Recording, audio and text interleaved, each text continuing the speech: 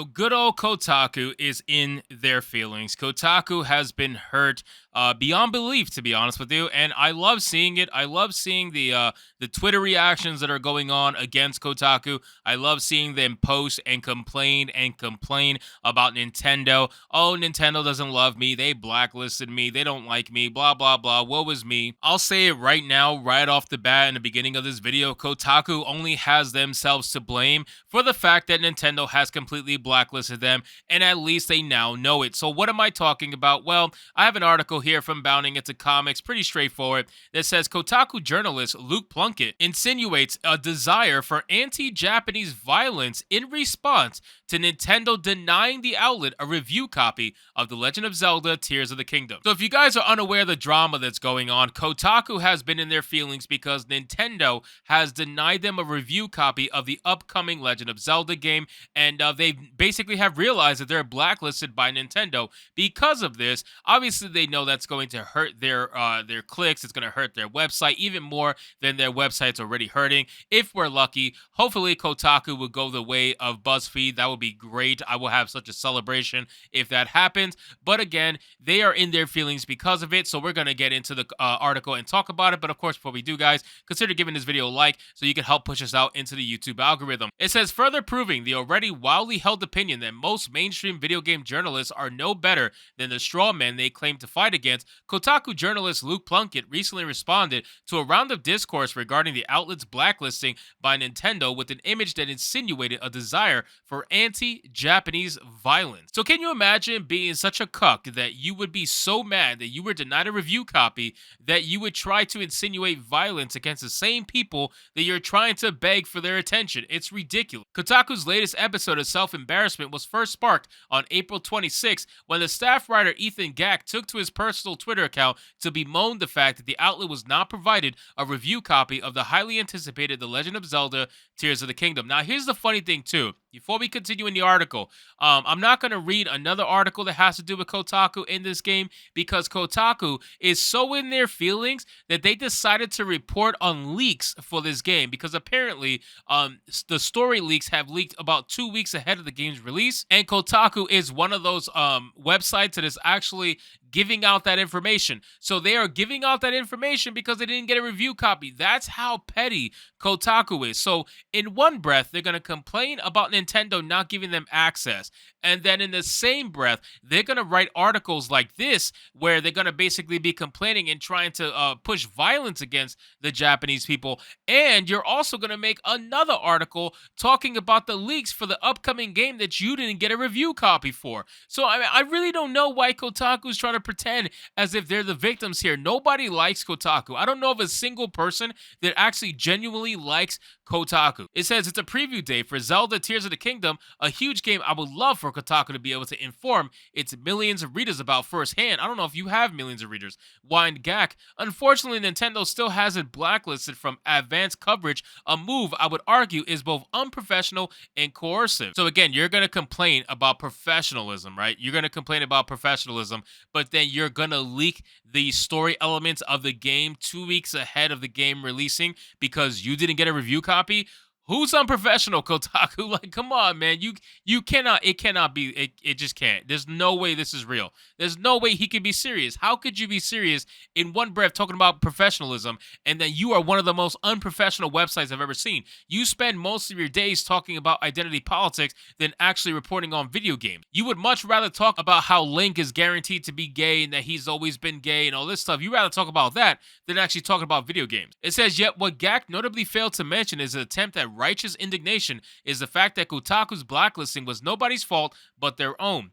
While the exact cause of Nintendo's disdain for Kotaku has yet to be publicly detailed, a passing glance of their archives reveals that the outlet regularly and more often than not extremely disingenuously accuses any and all publishers of any number of socio-political transgressions. And that's another thing too. I remember, if I'm not mistaken, they made an article about Final Fantasy 16 and how that game is just simply too white. They made an article literally talking about how Final Fantasy 16 is too white, how there needs to be more POCs, there needs to be more black people in Final Fantasy games, and that essentially the Japanese are racist because they're not putting in POCs into the games. They'll talk about that, socio-political stuff, but they won't admit that that's the reason why they're getting blacklisted. Like, you guys are shitting on these companies, and then you're expecting access still? You're still expecting access even after shitting on these companies and accusing them of God knows what other Western nonsense you want to accuse them of.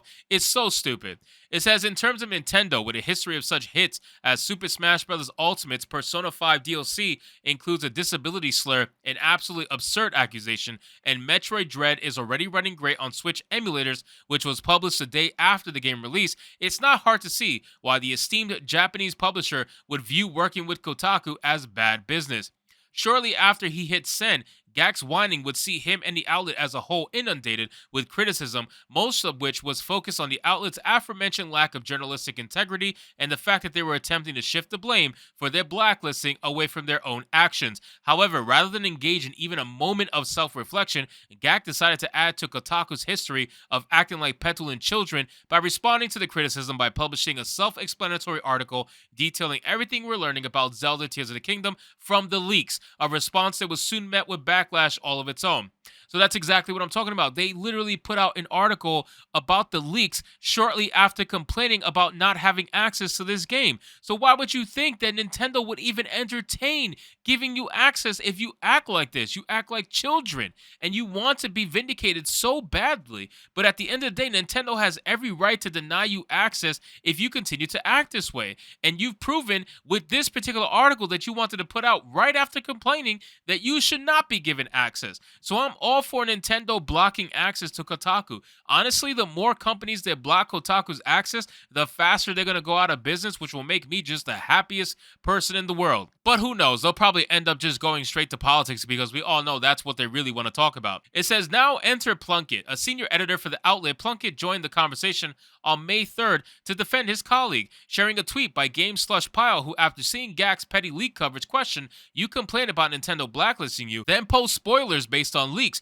Who is being unprofessional here?" and shared the official business email address for Nintendo of America's legal division. Plunkett declared, "Very normal behavior. I am years past caring what these people say," he added. "I am simply aghast at the fanatical fervor with which it's thrown in 2023. Then, allowing his mask to fully slip, Plunkett concluded his rant by highlighting a historic World War II era photo of 356th Fighter Squadron Commanding Officer Lieutenant Colonel James H. Howard sitting in his P-51B5 Mustang, showing off his victory markings, detailing his confirmed kills against both Nazi Germany and, more specifically, Imperial Japan. For the record, he concluded, obviously posting it with aggressive intent. This is how I feel about publisher Blacklist. Wow.